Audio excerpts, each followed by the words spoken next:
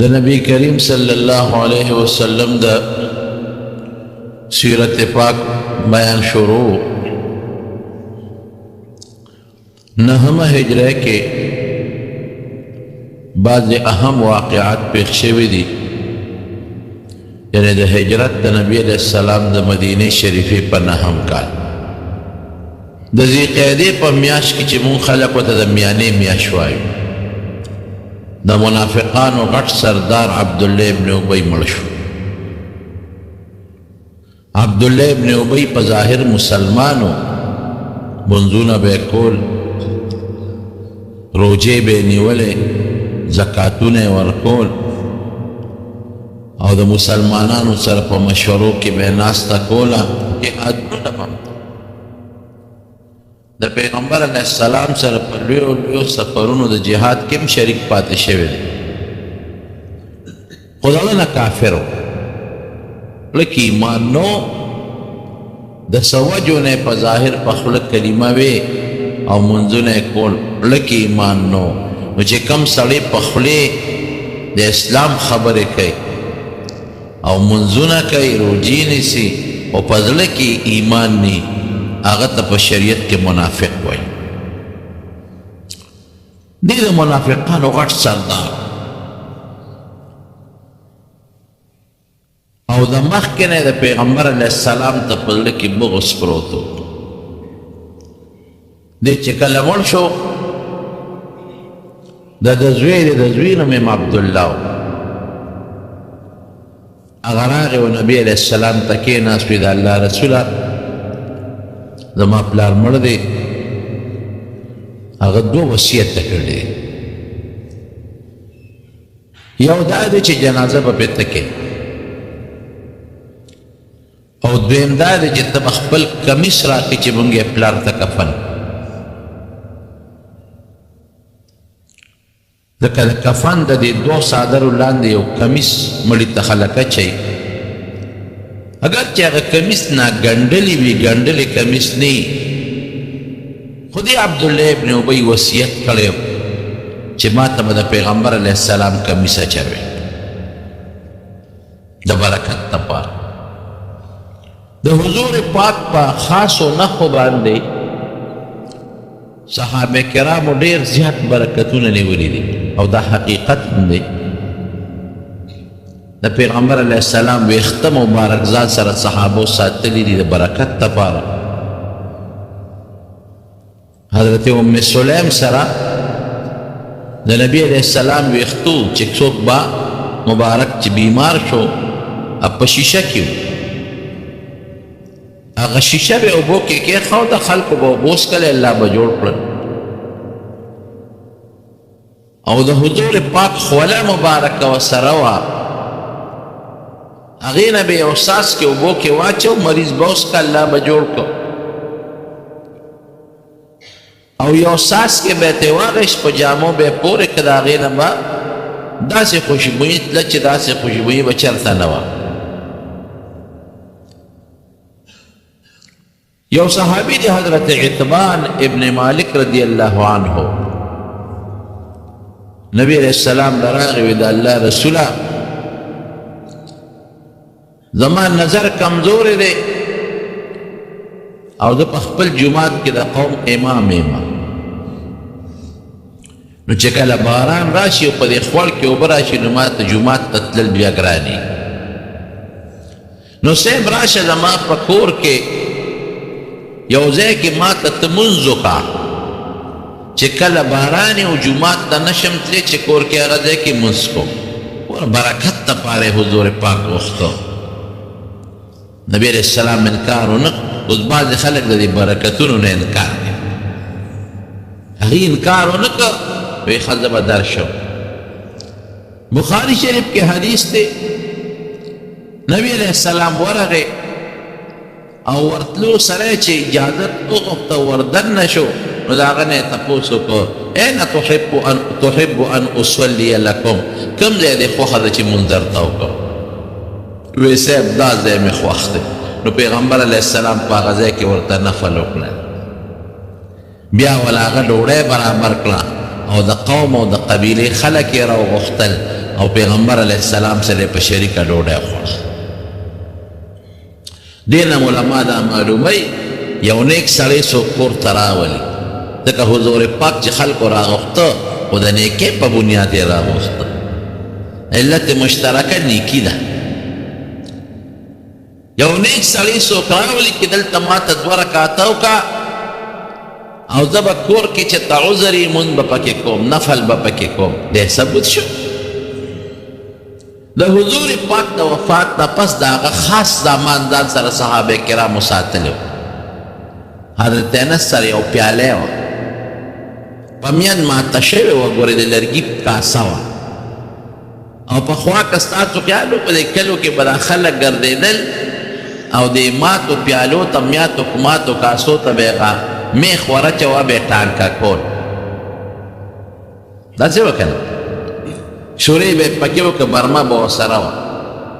او په هغې کې به یې ټانکه ولګوله. دقسې د پیغمبر علیه السلام دغې د لرګي کاسې ته ټانکې لګېدلې وې او د اوسپنې کړی به پکې دې برکت دپاره ځان سره ساتلې وه، پخپله به یې پکې اوبه څکلې. او که څوک میلمه به راغی ډېره لویه خبره به وه، وی راشه چې نن در باندې په هغې کاسه کې اوبه وڅکم چې حضور پاک په هغې کې اوبه څکلي. یو صحابي وی زه ماشوم ناجوړ مور بوتلم نبی علیہ السلام دا، وی دا الله رسوله دا بچی می بیمار دی. وی نبی علیہ السلام په خوله مبارکه کې اوبه راواخیستې او په خوله کې ولقولې او زما په سر یې تو کړلې. ګوره تبرکت د پیغمبر علیہ السلام د اودس اوبه صحابو راغشتې دي او په ځان یې مږلې دي. او داسې نه ده د حدیبیې په مقام چې هغه کوم سړی راغلی او کافر او د پیغمبر علیه السلام سره مذاکرات کول، چې واپس لاړ نو قوم ته وایي وی داسې ملګري ما چرته د چا نه دي لیدلی کوم چې د نبي علیه السلام ملګري دي. د فارس او د روم بادشاهانو له تلې د هغې ملګري هم داسې نه دي. وی چې اودس به یې کو کادو یقتتلون علی وضوئه، وی د اوبو په اودس قریب و چې هغې یو بل وجلې وې، ابه یې راغښتلې او په مخ او په لاسونو به یې مږل. لاړې مبارکې صحابو په لاسونو کې بخاري کې حدیث دی، خراش کې چې به نبي علیه السلام یا لاړه توکله ابه ځمکې ته نه رسېده، صحابو به په لاس کې رانیول او په ځان به یې مږل. دې ته تبرک وایي. دا برکت مسلمان خو څه کې کافر هم منلی دی. نو عبدالله ابن ابی منافق دی، کافر دی. داړه نه ورته پته ده چې د پیغمبر علیه السلام په کمیس کې کمالات شته. نو زوی ته یې وی چې ماله کفن راکې، نو د هغه ناګنډلي کمیس په ځای به ماله د حضور پاک کمیس راوړی او ما ته به یې وجود ته واچی چې د هغې په برکت الله په ما فضل او کرم وکړي. زوی یې راغی سوچه مسلمان، وی صاحب پلار مې دا 2 وصیتونه کړي دي، یو به په جنازه ته کې ظاهر نه مسلمان او د انصارو د یو لوی قوم مشر وګورئ، رکوټې سړی نو ځکه به حضور پاک ورسره ګزاره کول. او بل کمیس راکه چې ورته یې واچو. حضور پاک کمیس خپل راواغېسته او دله یې ورکوي ها دا ورته واچوه. موجوده صحابه پیغمبر علیه السلام ته وی صاحب دا دې ولې دا چلو، خصوصا حضرت عمر فاروق رضی الله عنه. دا الله رسول د منافقانو سردار دی او دا پاک خپل کمیس دې پلیت له ورکې. دا څه کې حضور پاک 2 خبرې وفرمایلې، خو ډېر هوښیار و. وی د ما کمیس دله هېڅ فایده نه ورکوي، کافر دی. نو کافر ته زما کمیس فایده نه رسوي، مسلمان له به ورکړي دله څه فایده نه رسوي. ولې ورکوم بیا چې فایده نه رسوي؟ وی د عباس د کمیس بدل پې خلاصو. د حضور پاک درو حضرت عباس چې د بدر په غذا کې کله ونیولی شو نو کمیس یې نو شلېدلی و، نو د هغه قد نه اوږد و، د بل چا کمیس پې نه برابرېده. نو د دې عبدالله ابن ابی منافق کمیس پہ برابرې ده نو د کمیس نبی علیہ السلام لور کوي ها دا دې تر تا واچوا نو عبدالله ابن ابی اغا عباس د حضور پاک تر له کمیس ور کړو نو دا هغه کمیس بدل په خلاصو بدل اخلاص وی خلد درځم جنازه به زوکم حضور پاک چې بکله ته نو مرګري به وسرو یوازې خو بنت صحابه سره لاړل چې نبی علیہ السلام مبارک جنازې ته څنګه مخکې کېده حضرت عمر د لمن نه شاته کلک ونیو وی د الله رسول په چا جنازه کې او عمر کې خو بیا د دین غیرت ډېر و د چا پروا به نه ساتله چې پلارې رورې ولاړ دی زوی دی اولاد دی قوم دی نه نه د دین پروا نه ساتي دا حالت د جنازه کې د جنازه چې مړی شوي خو ټول قوم شریکې کړي ټول خلک شریک او منافقان پکې په ګڼ شمېر کې شریک دي لیکن حضرت عمر بیا ورته وایي الله رسوله په دې منافق جنازه کې مخامخ خود القائل يوم كذا كذا وكذا فلان کې ورځ ستا خلاف دا خبره کړې فلان کې ورځ ستا خلاف دا خبره کړې ده فلان کې ورځ ستا خلاف دا خبره کړې ده په دې جنازه کې ټولې خبرې ورته یادې او واقعي د ویلو داسې یو غزا کې چې یو مهاجر او د مدینې د انصار یو کس جګړه مهاجر لګي شو انصاري له سپېړه انصاري چغه کړی الانصار انصار راشد ما مدد وکې مهاجر چغه کړی المهاجرین مهاجر راشد ما مدد وکې یو خوا مهاجرین را منډه کړه بل خوا انصار را منډه کړه غریب و چې بل سره په جګړه شوی وي حضور پاک اواز واورېده ما بعد دعوه الجاهلیه دا د جاهلیت چغې ولې وهي قوم پسې چغه وایي دا د جاهلیت چغه ده مسلمان به د مسلمان مدد کوي د هر قوم چې وي په نیکۍ کې په ګناه کې نه په ګناه کې به مسلمان د مسلمان مدد نه کوي اگر که د خپل قوم ولې نه قومیت خو صرف د پیژنګلو دپاره جعلناکم شعوبا وقبائل لتعارفوا دا قومیت خو صرف دې دپاره دی چې ته پې وپېژنې چې د پښتون یم دا پنجابی دی دا د پلانکي قوم دی دا پلانکي قوم دی معرفت دپاره ان اکرمکم عند الله اتقاکم د خدای په نزد غوره دا د قومیت په بنیاد نه دی دا هغه سړی دی چې هغه پرهیزګار حضور پاک فرمایي لا فضل لعربي على عجمي د عربي په عجمي فضیلت نشته ولا لابيض على اسود سپین په تور غوره نه دی فضیلت په تقوا په پرهیزګارۍ وی دا بدبویه خبره ولې د خولې نه وباسې وی سیب دا دقسې مهاجر انصاري جګړه وکړه مهاجر سپېړه ورکړه یو بل قوم ته یې واس کړې نو عبدالله ابن ابی منافق و ده خو به موقع کتله د منافقان رونو دا ولې منافقت یې کوو چې په دې هم تاسو پوهېږئ نفق اصل کې سورن ته وایي او په اصل کې سمسره د سمسري سورن ته وایي سمسره چې په ځمکه کې سوړه وباسي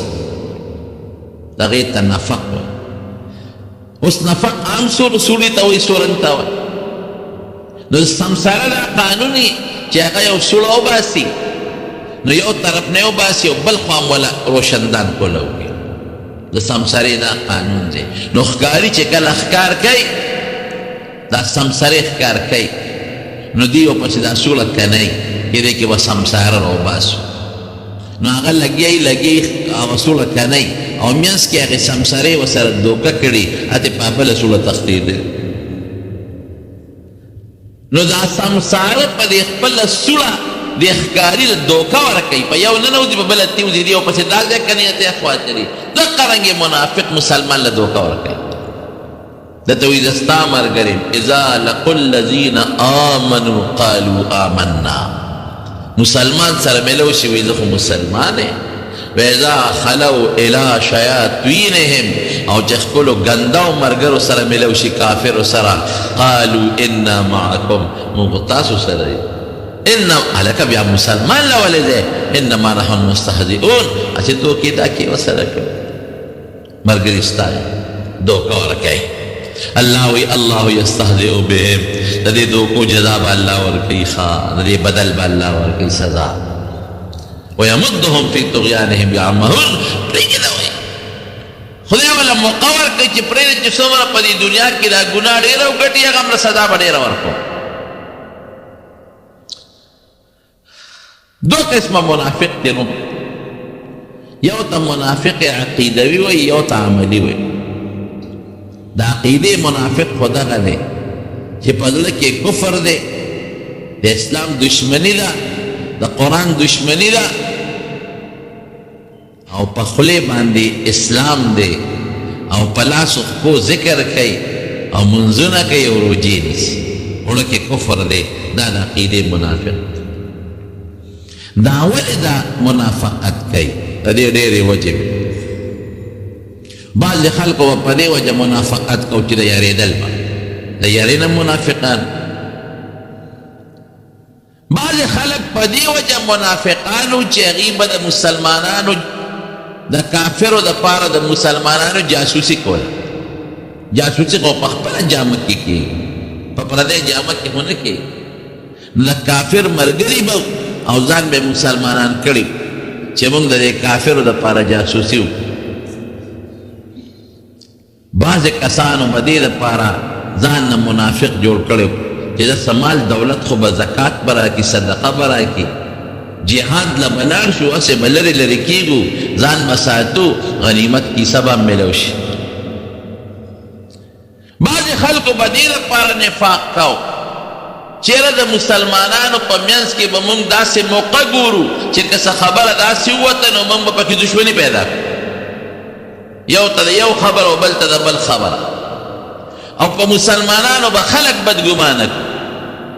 او د قرآن په آیاتونو کې به شکونه شبهې خلکو ته واچو هلکه خو دا آیت دی دا خو زماړه داسې وایي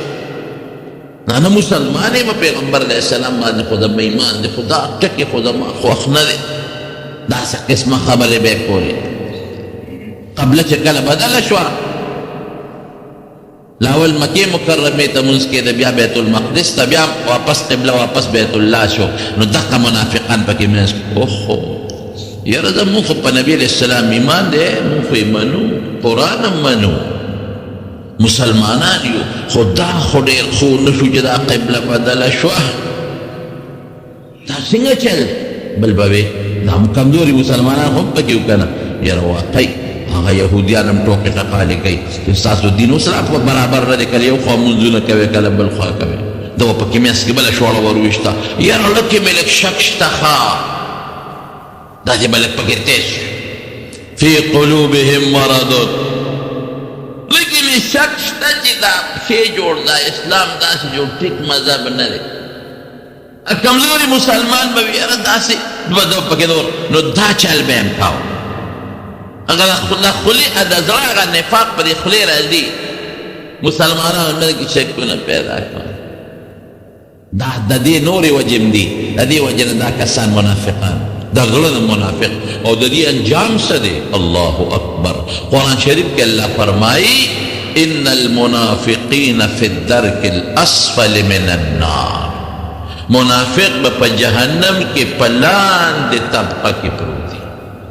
یهودیان عیسایان مشرکان حتی هغه خلک چې خدای نه مني روسیان او د چینیان د هغې د سزا نه هم د سزا زیاته خطرناکه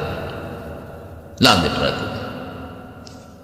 دي د اسلام په جامه کې مسلمان له دوکه ورکوي دي د اسلام په جامه کې خدای له په خپل ګمان دوکه ورکوي دي د اسلام په جامه کې پیغمبر له دوکه ورکوي د دې نه ډېره خطره د مسلمان ته د ظاهر دشمن نه به ځان وساتې خو چې ستا په ژبه مسلمان یو پړه کې کافر د نه ځان ساتل ګران دي رازونه به یې فاش کول د پیغمبر علیه السلام او د کافرو جاسوسۍ به یې کولې جومات یې نه جوړو د پیغمبر علیه السلام په خلاف کې مسجد زرار قبا سره خوا کې جومات جوړ کړو پیغمبر علیه السلام ته یې ویې راشه پکې مونږ ته برکت دپاره مونځ وکړه دې دپاره یې جوړ کړو چې مونږ دا جومات دی او دا جومات د مسلمان خلاف استعمالو خدای دپاره جومات نه جوړو قرآن شریف کې الله نبی علیہ السلام ته فرمایي ګورې پام کوه چې مونځ پکې ونه کې صحابه یې لږ جمعه له روان وي دا قسم قسم پراپګانډې کوي زکات کې به داسې پټ غوندې شوشه ور وویشته څه چل دی زکات غواړ او دا خو ټکسونه دي پیسې غواړي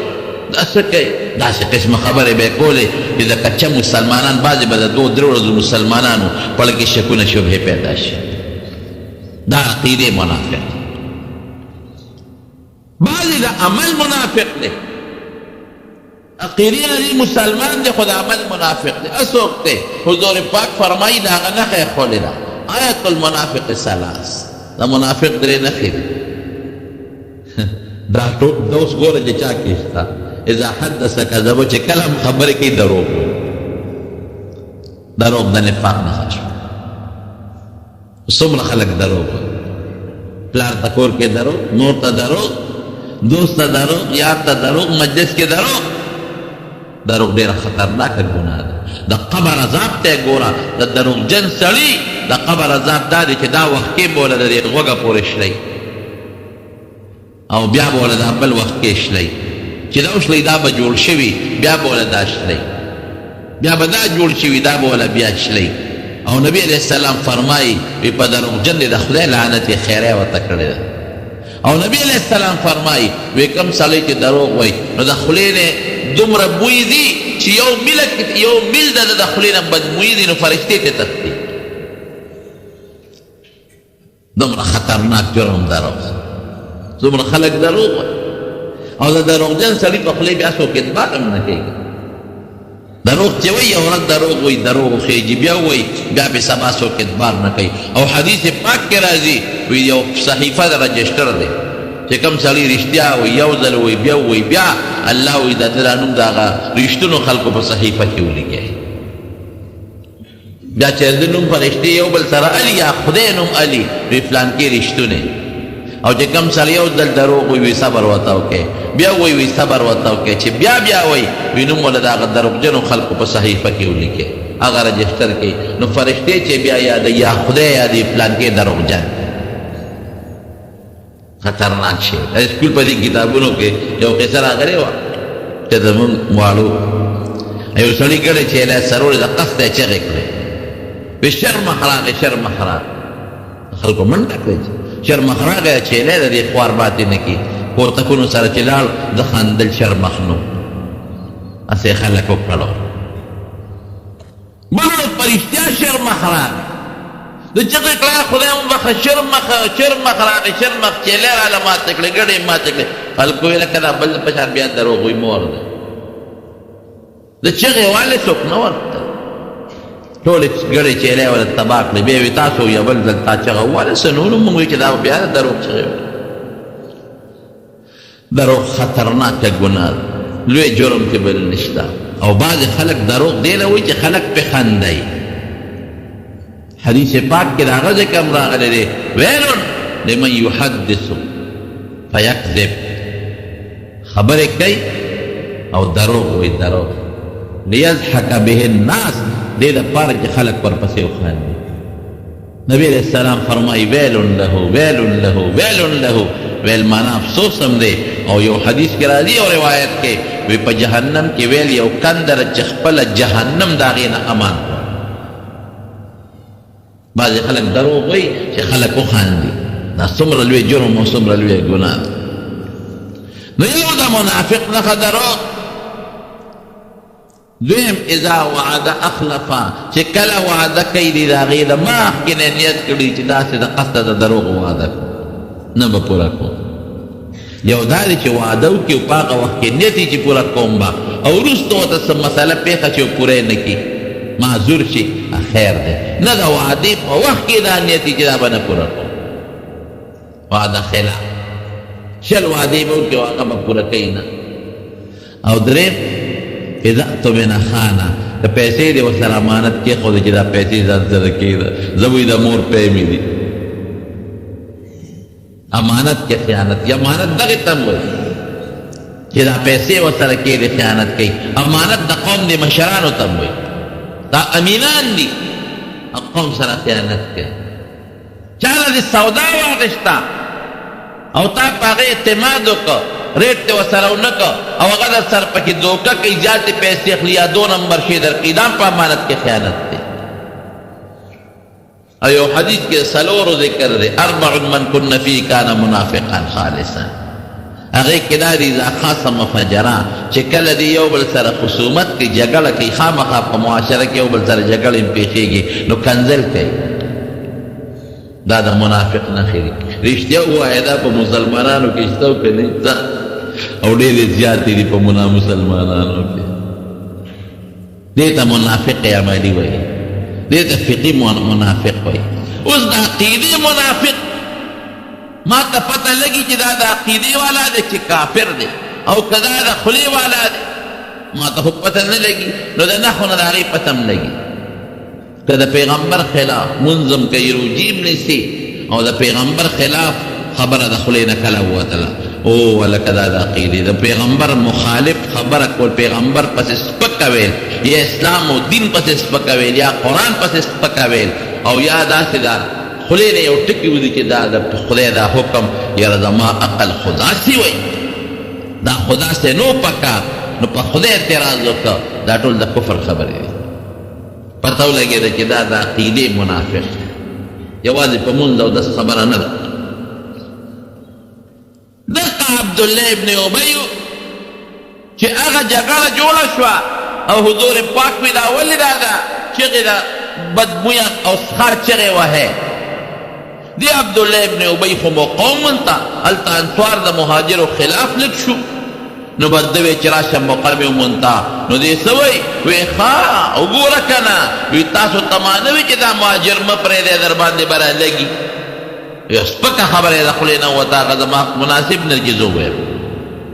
وی یاره کورېږه چې مدینې ته لاړ شو که نه لئن رجعنا الى المدینة لیخرجن الاعز منها الازل مونږ چې مدینې ته لاړ شو مونږ د عزت والا خلک یو دا مهاجر ذلیله خلک دا به مونږ وباسو الله انصار وجدسیو مقاومن تا لیکن انصار خو انسان نه غلطی کیږي بعضې کسانو ټول خو نو فوراً حضور پاک ته اطلاع ورسېده نبي علیه السلام راغو دام څه وکړل بس هغې خو توبه طایب شو د خولې نه خو خبره ووته یو صحابي راغی بخاري شریف کې حدیث دی علیه السلام ته الو وی صاحب عبدالله ابن ابی داسې خبره کړې ده دی راوغوښته وی تا دا خبره کړې ده وی نه قسم دې کمې کړې صحابي وی کېناستم تره راته وی چې ګوره پیغمبر علیه السلام ته دې هسې بې ځایه خبره وکړه هغه د هغه ورته قسم وخوړ ته د پیغمبر علیه السلام په نظر کې دروغجن ثابت شوې وی داسې خفه شوم چې د حد نه وتې وی دې کې نبي علیه السلام ته الله قرآن شریف کې ایتونه نازل کړل وی دې راوغوښتم وی ما ته فلان کې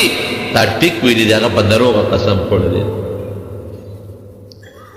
لیکن زوی سوچه مسلمانو دا چې نبي علیه السلام پسې راغی وی په پلار مې جنازه وکړه زوی راغلی نبي علیه السلام ته وی صاحب زه خبر شوم چې تا زما د پلار د مرګ حکم کړی دی وی نه وی ښه دې له رالم چې که زما د پلار د مرګ حکم دې کړي نو په بل چا یې مه وژنه زما په مې مړ کړه اوس به زما د پلار سر ستا پښو کې پروت وی نه نه ما نه دي ویل سره د هغې لاړ دا عبدالله ابن ابی دا پلار یې په لاره را روانو د اس نه یې راکوس کړه دې ګریوان نه یې کلک ونیو توره یې ورپسې راوایسته وی ته زما پلانکیز وی او یې تاریخ وی چې د دې پلار او زوی یو بل سره ډېره مینه وه ته زما پلانکیز وی نه وی یم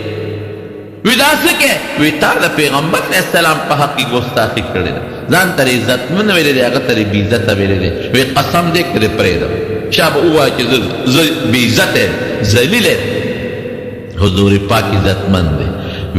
وی بیا ووایه بیا یې پرې ووایه وی بیا ووایه درې ځلې یې پرې ووایه وی زه خبیثه اوسم نو عمر فاروق رضی الله عنه نبی علیہ السلام ته دا خبر یادول وی په دې منافق جنازه کې فلانکي وخت کې داسې ویلي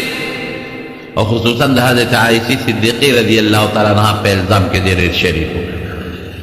د سپېره هغه کار کړی چې د مکې مشرکانو مغه نه دی کړی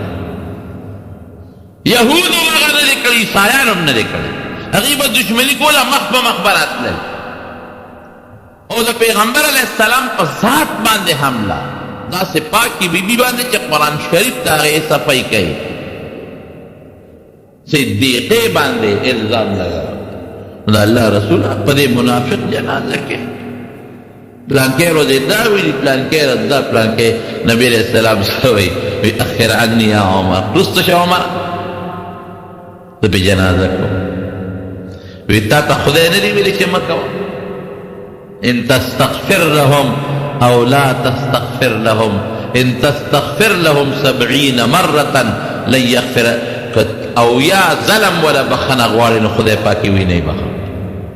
او یا ظلم او یا جنازه په ګر بیا خدای نه بخښي. نو ولې په د الله رسول جنازه کې حضور پاک سوی وی عمر کما ته دا پته ولګېده چې د او یو جنازو نه په زیات خدای بخښي، د او یو بخنو نه، د او یو نه زیاتې ونه ته نه پوهېږې عمره. اني اريد ان يسلم 1000 من قومه، زما دا خوښه ده چې دې په زړه کې مینه پیدا شي او خدای رده دا زرګونه قوم ټول منافقان دي چې دا خدای مسلمانان دي. دا حکمت دی پکې. تاسو یقین وساتئ هغه عبدالله ابن ابی ته پیغمبر علیه السلام خپل کمیسم واچو او په خپله پیغمبر علیه السلام له حد تکوس کړ چې امت ته وښیي، مخلوق خدا ته وښیي د پیغمبر. نن خلک په اسلام باندې څومره اعتراضونه کوي او په پیغمبر علیه السلام د تشدد الزامونه کوي. قسم دی د حضور پاک د کافر منافق چې د هغه په لمن یې داغونه لګولي د هغه صدق رویه په خپله اوچت کو په لحد کې کېښود او جنازه هم پې د پاسه وکړله. او چې جنازه یې سنګ وکړه نو قرآن شریف کې الله آیت نازل کړه لا تصلي على احد منهم مات ابدا. بس نن خو دې وکړه او عمر درته ټیک ویلي ښه دې نه پس چې منافق مړ شي ګوره جنازه به پرې نه کړي، ولا تقم على قبره، دعا به مو ته نه کړي، د هغه په قبر به هم نه ودرېږي. انهم کفروا بالله ورسوله، دی په خدای په رسول کفر کړی. دا کافران دي چې د خپلې مسلماني وي، منځونه او دسونه او جهادونه دا د خولې خبرې دي، لکه د ته بغض پروت دی، کفر پروت دی. وکانو فاسقین او دا فاسقان د خدای تابعداري نه وته خلک د خدای تابعدار نه دي. الله منې کو د الله په دې کې حکمت او مخکې نه منې کو چې پرې د جنازه وکړي، وروسته منې کو حیدر علی چې په منافق او په کافر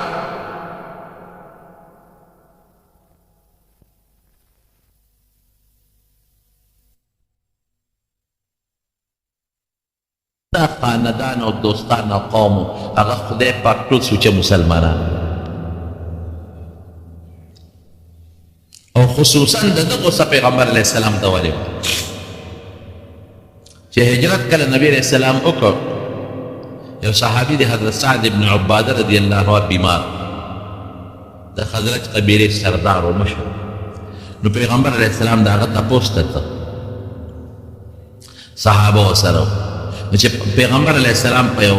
دغه باندې 100 روپۍ او کچر باندې خر باندې 100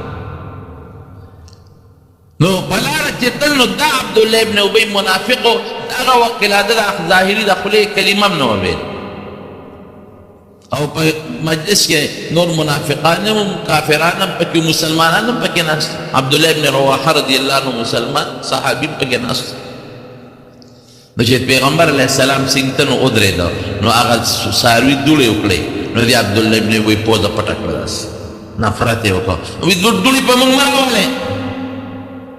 نو حضور پاک ورته د قرآن شریف تلاوت وکړو، دعوت د ایمان یې ورکړه چې مسلمانان شي. دوی ورته څه وایي؟ وی سړیا وی که دا قرآن دې ټکي که نه او حق کتابي نو ښکلی شی وی لکه حق یاله وی مونږ له پې ولې ضرر راکې زمونږ په مجلس کې مونږ د خبرو اترو نه وباسې زه کور کښېنه قصې پسې چې څوک درځي هغه ته کوه که نه قصې پسې کوه فقصص علیه داسې سپک لفظ یې صحابه پکې ناستو هغوی وي د الله رسوله مونږ دا قرآن خوښو مونږ ته هر ځای کې وایه کافر وی نه به وی جګړه جوړه شوه. نبي علیه السلام له جنګ ختم نو چې لاړه او دا سعد ابن عباده تپوس ته ورننوته هغه ته یې ګیله وکړه وی سعد ستا د قوم ګوره عبدالله ابن ابی دا چل وکړه ما ورته قرآن نه وي نو ګوره ما ته رټ انکار وکړو سپکې راته ووي او ورته څه وایي وی د الله رسوله خیر صبر وکړه وی ستا د هجرت نه څو ورځې مخکې د ټولې مدینې خلکو فیصله کړې وه چې د دې د مدینې مشرکۍ او د مشرکۍ پټکې یې ورته ورتړه دې مشرکه او پټکې د مشره یې ورتړه خو ته رالې تا هجرت وکړه خلک ستا تابع شو نو د مشري لاره په اور کې پرېوته دې ځکه غصه دي سرداری ته لاړه ګورنري او مشري ته لاړه نو تا ته ځکه دی غصه دی صاحب ګزاره ورسره کوه نو حضور پاک به دې منافقانو سره ډېره ګزاره کوله نو د منافق سزا څه شوه قرآن شریف کې الله فرمایي ان المنافقین فی الدرک الاسفل من النار د جهنم چې کوم لاندې طبقه ده او د هغې نه سخته ګرمه طبقه بله نشته منافقان به په هغې کې لاندې پراته دي نورونو خدای خو دې د عقیدې د نفاق نه وساتي هغه چې به کلک ایمان ساتو مضبوط د خدای سره د رسول سره د قرآن سره د دین سره د اسلام سره به مضبوط لګاو ساتو په دې کې به نه د پلار پروا ساتو لکه د عبدالله ابن ابی زوی چې څه وکړل د پلار پروا نه ساتله نه به په دې کې د مور پروا ساتو نه به په دې کې د کلي د مشر پروا ساتو نه به د سیاسي لیډر پروا ساتو او نه په دې مسله کې د مال او د دولت او د بل څه پروا ساتو دا سیاسي لیډران او قصې پسې د دنیا سره تعلق لري او خدای دی نو د خدای مقابله کې به څوک ولري د خدای دین د خدای ایمان دا په زړه کې کلک او مضبوط ساتو او باقي یو سړی دی که یو پارټۍ سره ملګری دی پارټي یې پیښه او دی پیښه دنیا پیښه او پارټي یې پیښه لیکن په زړه کې به زموږ مینه د خدای د رسول د قرآن د اسلام د شریعت او د دین سره او که نه بیا د لیډر دپاره د پلار دپاره د قوم د مشر دپاره اسلام ته قرآن ته دین ته پیغمبر ته خدای ته سپک ګوري دا به د عقیدې منافق دویم د عمل د نفاق نه به هم ځان ساتو عملی نفاق څه شی دی دروغ به نه وعده خلافي به نه کوو امانت کې خیانت به نه کوو او انسان د جګړې خو نه دي پکار خو که چېرته د انسان ته جګړه راغله کنځل به نه کوي فجور دا ګناه که داسې قسمه خبره د چا نه ووتی دا د عمل منافق دی او ګورې د عمل منافق څه موده د عمل منافقي وروسته بیا هم دې د عقیده خرابېږي د عقیدې منافق کېږي نو خدای پاک مدینه منوره د منافقانو نه پاکه کړه آخر وخت زما وروڼو دا یوه واقعه په نهمه هجرې د دې قیدې په میاشت کې پېښه شوې په نهمه هجرې کې په ذوالحجه کې د اسلام یو ډېره لویه عظیمه یو بله واقعه پېښه شوه هغه دا وه چې حج فرض شوی بعض علما خو په نهمه هجرې پر ورځ چې څوک اتمه یادوي څوک شپږمه یادوي بهر کیف اختلاف پکې شته خو تر دغې وخته پورې مسلمانان نبی علیه السلام لا حج لا نه لېږلی عمره خو شوې وه د حدیبیې هم شوې وه او عمرة القضا د هغې نه پس هم شوې وه په اتمه هجرې پیغمبر علیه السلام د جعرانې نه هم عمره کړې وه په دې نهمه هجرې نبی علیه السلام حضرت ابوبکر صدیق رضی الله عنه راوغوښته هغه حج له ولېږه 300 صحابه کرام یې ورسره ملګري او پیغمبر علیه السلام وله شلو خان ورکړل وی دا شلو خان به بوځې او دا به په حج پر ورځ د مینا پر ورځ قرباني کړي نبی علیه السلام په خپله په دې نهمه هجرې لا نه حج د هغې څه وجوهات علما ذکر کوي ابو بکر صدیق یې ولېږه د حج امیر ورته وایي مشر دی د حج امیر چې دی کله ووته نو قرآن شریف کې او دته وی ته به د اعلانونه وکړي چې آینده کال به نبی علیه السلام حج ته راځي د اعلان وکړي نو چې د حج دا خلک خواره شي خپلو خپلو علاقو ته نو دی به ووایي چې راتلونکي کال به پیغمبر علیه السلام حج ته راځي نو ټول خلک به د مختلفو علاقو نه مسلمانان راشي او د پیغمبر علیه السلام په ملګرتیا کې به حج وکړي او د حج چل به زده کړي یو حکمت پکې دا دویم به دا اعلان وکړي چې د بیت الله نه به بربند طواف د نن نه بس بند شي خلکو به د بیت الله نه بربند طواف بربند به تاویده د هغې به دوه وجې وې دی به په خپلو جامو کې د بیت الله طواف نه کو وی زمونږ دا جامې د ګناه جامې دي نو د قریشو نه به جامې غوښتې نو چې قریشو به چاله جامې ورکړه خو په هغه جامو کې به طواف کو او چې قریشو سره به دومره جامې خو نه وي جامې به ور نه کړې د بیت الله نه بربند تاوېدل یو وجه به بله وي وی مونږ خدای ته د خدای په جامه کې طواف کو سرمن خو د خدای جامه ده څومره بدعمله خلک و دا کافران قریشان د اسلام نه مخکې نو ته به دا اعلان وکړي چې د نن نه پس به بربند طواف د بیت الله نه کېږي دا یوه دویم به دا اعلان وکړي چې مشرک کافر دا به د نن نه پس بیت الله ته نه راځي دا اعلان به وکړي نو چې دې څنګه روان شو ذوالحلیفې ته ورسېد نو بیا د سورت برات دا لومبي آیتونه نازل شو برات من الله ورسول الذین عاهدتم من المشرکین دا آیتونه نازل شو نو حضرت علی صاحب له پیغمبر علیه السلام خپله اوښه ورکړه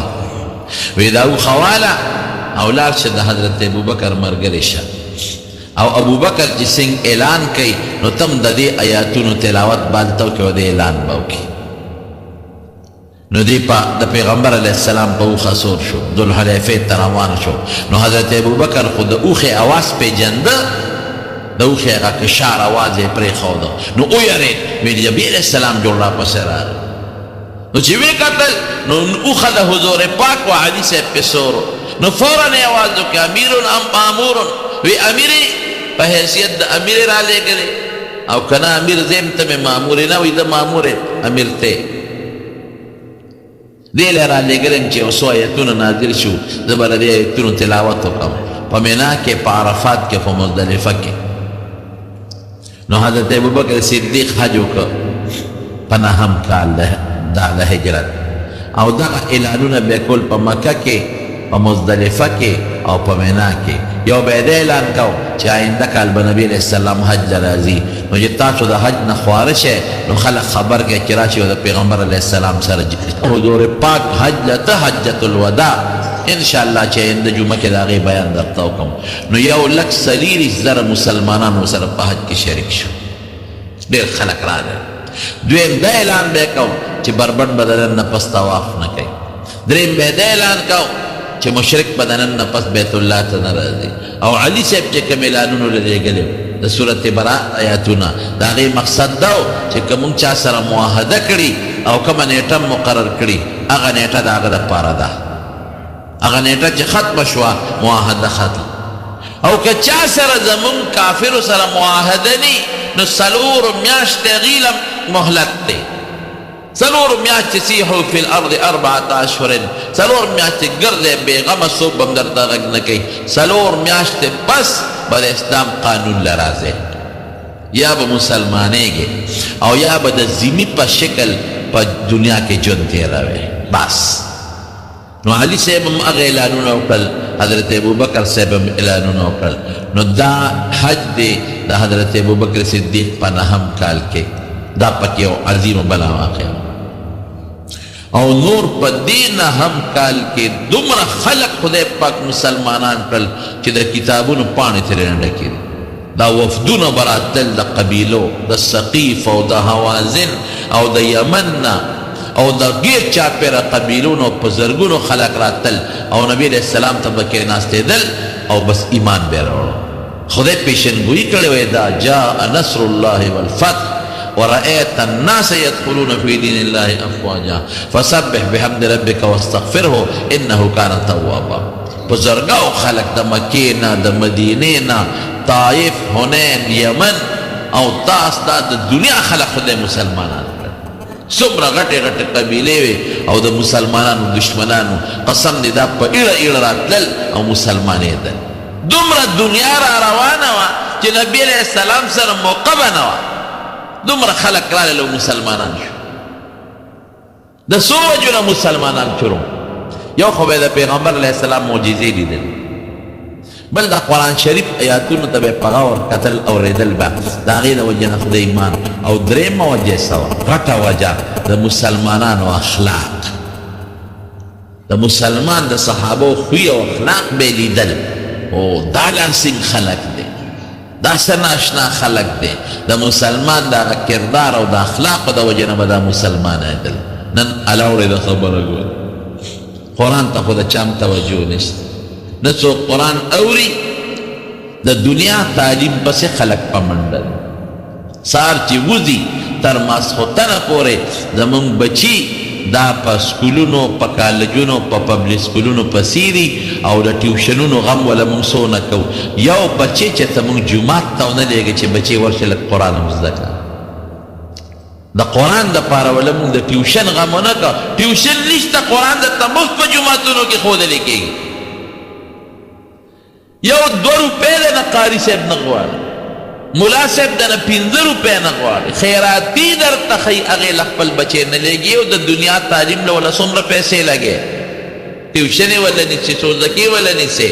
ګاډې وله نیسې او پېښور ته یو خوا بل خوا پکې ځغلی الله حضور پاک د قیامت د نښو نه یو نښه دا هم ښودلې ده تعلم لغیر الدین چې د دین نه علاوه د دنیا علم پسې به خلک سر په سر شي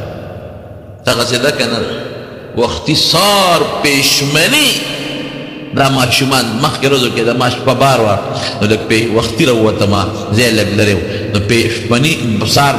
مانځه په سر یقین کوه په دې لاره مې دا پلین کوچ او داسې زونه ولیدل او دا ماشومان داسې لچېدل او دا پتلونونه وغیره یې چولې او ګاډو ته ولاړ خو چې دا ماشومان څه وخت پاڅېدلې د دنیا دپاره قرآن سره مینه بلکل نشته پیغمبر سره مینه بلکل نشته یو ماشوم دا جومات ته بونه ته چې قرآن زده کړي تلاوت د قرآن خو بلکل ختم دی څوک یې نه کوي که چا په ناظره قرآن ویلي دی هغه سره ټیم نشته د قرآن افسوس دی وخت ورسره نشته د دنیا شته د هغې وخت ورسره نشته تلاوت نشته ټوله موبایل دی او زمونږ خلک پې اخته دي موبایل خو خلک د ښې توښې نه وویسته دا څه مصیبت راګډ شوی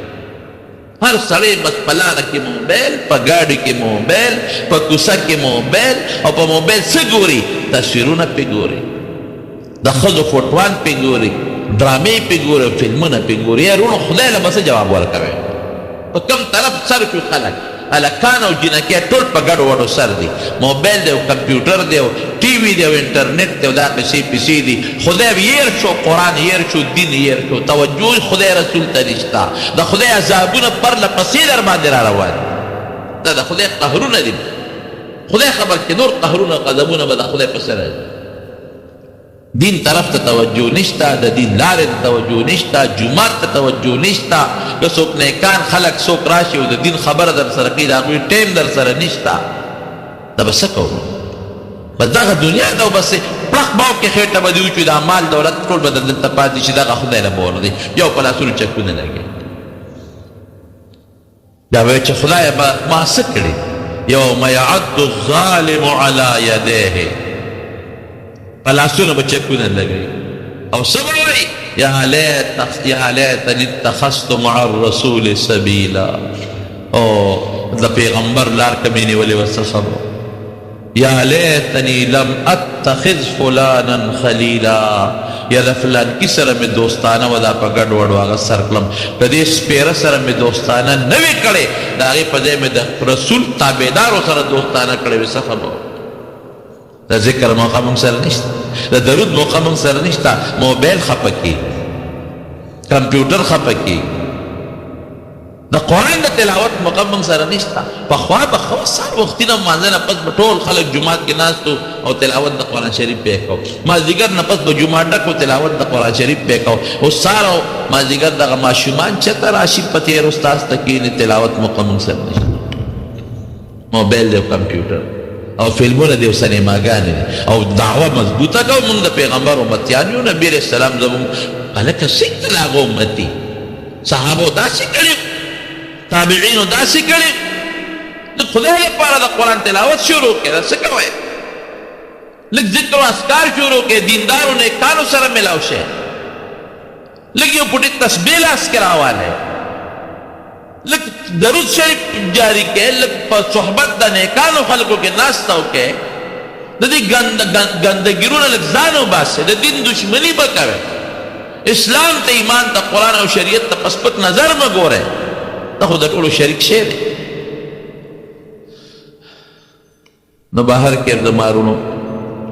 د قرآن شریف تلاوت انتهایی ضروری دی ګورئ تلاوت د قرآن کوئ سهار او مازدیګر لږ وخت ولا ورکئ بچی باندې د دنیا تعلیم کوه منع نه دی خو د دنیا د تعلیم سره سره لږ غوندې د دین تعلیم پې وکړه لږ غوندې قرآن پې زده کړه لږ ذکر و اذکار پې کوه په خپله هم لږ وخت یې له ورکړه د دنیا د ژوند څه پته لګي دعا وکړئ چې الله تعالی زموږ نه راضي شي خدای د فتنو د دنیا نه په امن کې وساتي الله ډېر خیر د دواړو جهانونو نصیب د شرونو نه مو ساتي دا وطن هم خدای په دین او په قرآن او په شریعت باندې آباد کړي د فتنو نه او د بدعملو نه هم خدای په امن کې وساتي امن و امان پکې الله راولي مردگانو ته دعا وکړئ چې الله ټول مردگان څومره چې وفات دي الله د ټولو مغفرت نصیب زموږ د علی ګل کاکا خدای دې وبخي د هغه بچی مفات شوي الله دې مغفرت نصیب کړي نو څور مردگان وفات دي خدای دې وبخي یو ملګری د ګردې کار نه کوي هغه ته هم دعا وکړئ چې الله شفا ورکړي څومره مریضان دي په کورونو هسپتالونو کې الله ټول له شفا ورکړي او دا زموږ د ایجاز دی والد صاحب وفات شوی هغې ته هم دعا وکړئ زموږ د دې محل دی الله دې مغفرت نصیب کړي الله یې د آخرت لوی سفر د سعادت وګرځوي څومره مردگان دي ټول د الله وبخي الله یې زموږ نه راضي شي خدای زموږ ژبې زموږ اندامونه په دین جاری کړي او خدای زموږ په زړه کې د قرآن مینه پیدا کړي الله دې اتفاق پیدا کړي خدای د بدعملو د ژبې او د لاس او د اندامونو نه په امن و امان کې وساتي خدای چاته څه پریشانۍ ټینشنونه دي هغه په خوشحالو باندې بدل کړي ما یې دوستان د هغې په ټلیفون دعاګانې غوښتې دي چا چې دعا غوښتې ده تا ته معلوم دي خدای دعاګانې ونه قبولې کړي زموږ د جومات ته څوک د لرې ځای نه راځي الله په یو یو قدم ولا اجر ورکړي اخر وخت کې د خدای په خولې دا کلمه نصیب کړي چې لا اله الا الله محمد رسول السلام علیکم ویلکم ټو مولانا شیخ ادریس صاحب یوټیوب چینل په دې بیان کې تاسو واورېدل د عبدالله ابن ابی واقعه د سیرت النبی صلی الله علیه و آله وسلم دا اوریدلو لپاره د مولانا شیخ ادریس صاحب یوټیوب چینل ضرور سبسکرایب کړئ جزاک الله